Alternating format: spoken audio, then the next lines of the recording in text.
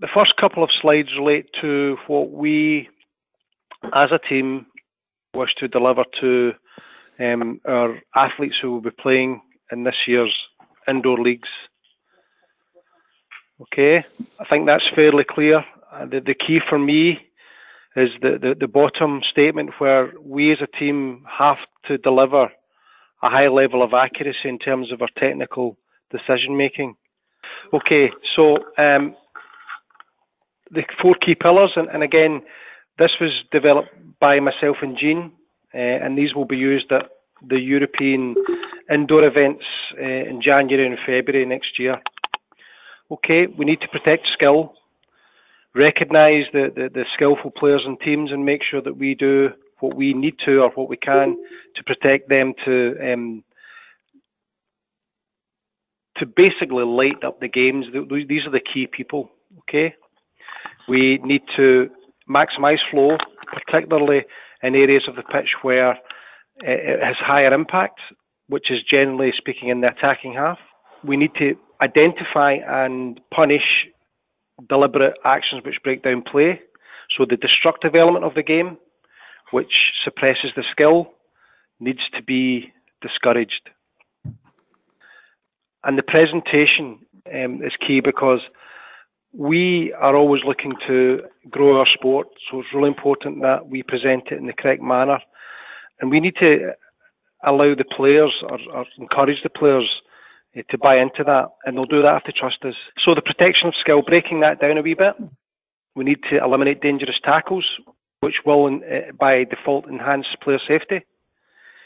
We need to be very strict around physical aspects of our sport, and use appropriate personal penalties.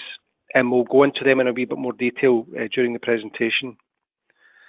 And I think that the key behind that, about the game becoming more physical, I think our game in Scotland is probably a wee bit more physical than most European countries, which is fine because the players accept that.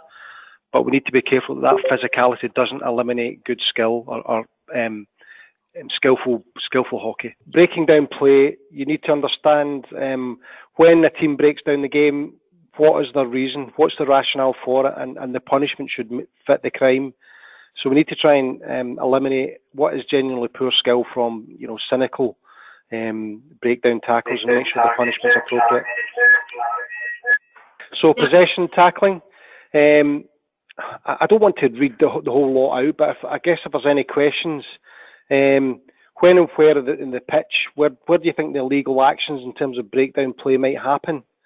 And it's normally in the attacking half, or down the sideboards, okay?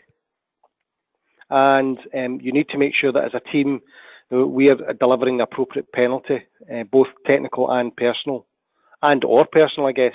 Okay, so the presentation of our sport, it's very, very important that we discourage the players from becoming abusive.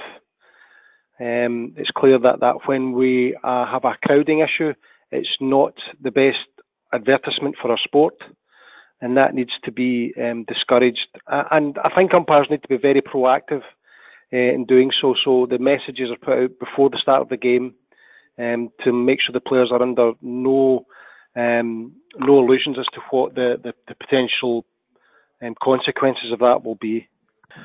So crowding, as you can see, I have no problem at all with someone who's coming up in a respectful manner to ask for clarification. I think that's good man management to encourage that.